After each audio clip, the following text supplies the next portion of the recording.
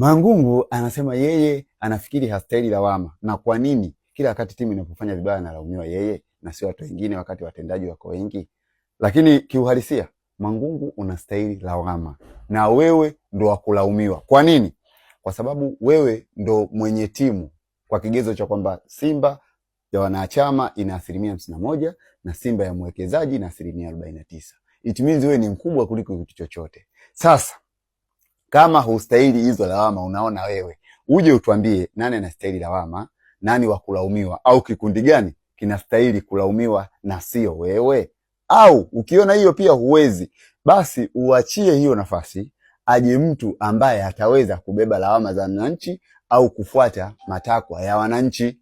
Lakini sio kwamba useme kwamba unafikiri hustahili lawama, kwa nini aje nalaumiwa mimi tu timu inapofanya vibaya na timu inapofanya vizuri anashangiliwa mtu mwingine. Lazima ulaumiwe wewe, kwa sababu wewe ndo top kwenye hiyo timu na 51%, na wananchi wamekuweka hapo kwa kukuamini kwamba wewe ni mwakilishi wao kwenye vikao vyote vya bodi ya wakurugenzi na Simba nzima. Sasa ukiona kwamba wewe hustahili hizo lawama, unatakiwa uje useme kwamba jamani, hizo lawama mnazonipa sio mimi, hizi lawama ni za mtu fulani, au hizi lawama ni za kikundi fulani, kwa hiyo hizo lawama mimi msinihusishe, sihusiki. Au useme kwamba jamani, sasa naona hii nafasi mimi imenishinda, kufanya tu kama Fadru, mimi pressure hii siwezi, basi aje mtu mwingine ambaye ataweza kubeba pressure, aje mtu mwingine ambaye atakayekubali kulaumiwa, aje mtu mwingine ambaye atakayekubali kufanya matakwa ya wanachama wanavyoyataka na mashabiki. Lakini sio kwamba kukaa kimya, hausemi tatizo liko wapi, hausemi tatizo ni wewe, hausemi tatizo ni mtendaji mwingine, hausemi kwamba tatizo ni Mo. Alaumiwe nani? Na wewe ndo mwenye 51%, wewe ndo bosi, wewe ndo tajiri wa hiyo timu, wewe ndo mzungumzaji wa mwisho ambaye tunakutaka kukusikia kwa sababu ya 51% zetu 51 tulizonazo.